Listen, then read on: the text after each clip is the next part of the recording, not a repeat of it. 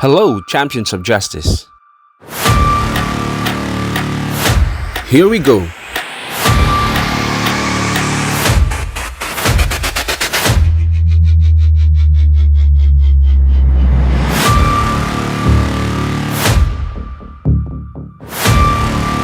Join us in our 15 days countdown for the upcoming celebration of the National Human Rights Consciousness Week.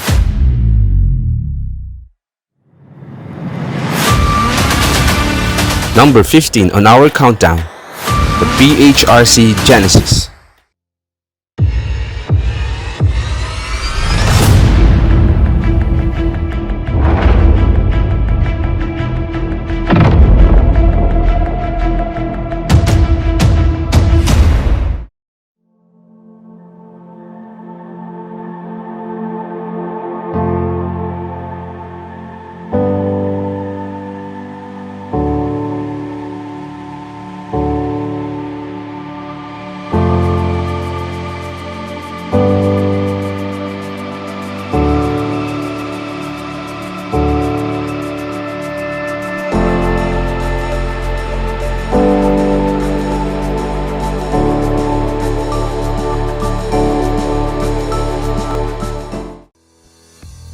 Assalamualaikum! Isang maligayang pagbati mula sa Bangsamoro Human Rights Commission.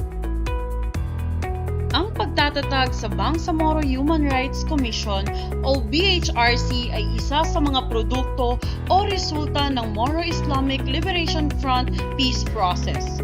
Ang tanggapang ito ay naglalayong pangalagaan at ipagtanggol ang mga karapatang pantao ng bawat mamamayang Bangsamoro sa loob o labas ng Bangsamoro Autonomous Region in Muslim Mindanao.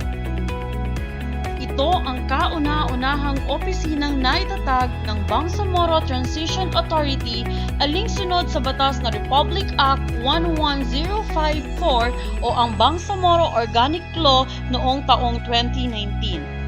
Pinagtibay din ito sa bisa ng Bangsamoro Autonomy Act No. 4 o ang tinatawag na Bangsamoro Human Rights Act. Ang organisasyong ito ay nabuo at patuloy na nagseserbisyo sa pangunguna ng nag-iisang chairperson na si Attorney Abdul Rashid P. Khalib. Kaagapay ang mga miyembro ng Commission Proper na sina Commissioner Attorney Dayang-Dayang Baginda Dambong at Commissioner Archie U. Buaya. Ang paglabag at pang-aabuso sa karapatang pangtao mula noon hanggang ngayon ay hindi maitatangging may malaking dagok sa buhay ng bawat Bangsamoro. Kung kaya't nais ng BHRC na mas paigtingin ang implementasyon ng kanilang mandato tulad ng mga sumusunod. Pagpapalaganap ng kaalaman tungkol sa karapatang pantao sa pamamagitan ng human rights education sa mga duty bearers at sa iba't ibang komunidad, public awareness gamit ang iba't ibang plataforma ng social media, pamimigay ng information, education at communication na materyales, at training sa ilalim ng Promotion Division na pinangungunahan ni Attorney Aladdin S. Tamama. Protektahan ng bawat individual sa pamamagitan ng pagsasagawa ng investigasyon, witness protection program, jail visits, libreng legal na serbisyo, at pamimigay ng pinansyal na tulong sa mga biktima ng pang-aabuso at paglabag sa karapatang pantao sa ilalim ng Protection Division sa pangunguna ni Attorney Mumar Ali Sukur. Ang BHRC ay isa ring Children Ombud kung saan pinapangalagaan, pinoprotektahan at pinaglalaban ang karapatan ng bawat bata at kabataan.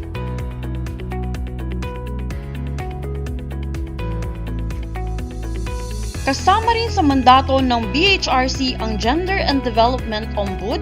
Ito ay naglalayong palakasin ang pantay na karapatan at tamang proteksyon para sa mga kababaihan.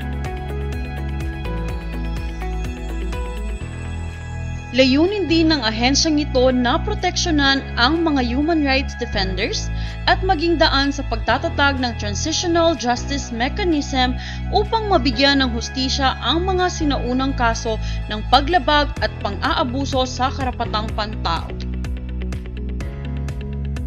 Mula sa probinsya ng Maguindanao del Sur, probinsya ng Maguindanao del Norte, probinsya ng Special Geographic Area North Cotabato at Cotabato City, probinsya ng Lanao del Sur, probinsya ng Basilan,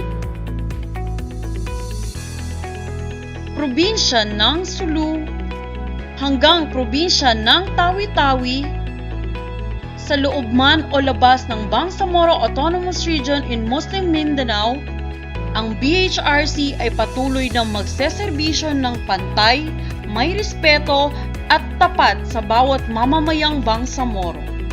Ang dugot pawis ng ating mga ninunong Bangsamoro kailanmay hindi malilimutan at hindi masasayang dahil ang Bangsamoro Human Rights Commission ay hindi mapapagod, hindi susuko, at hindi titigil na ipaglaban ang karapatang pantao ng mamamayang Bangsamoro.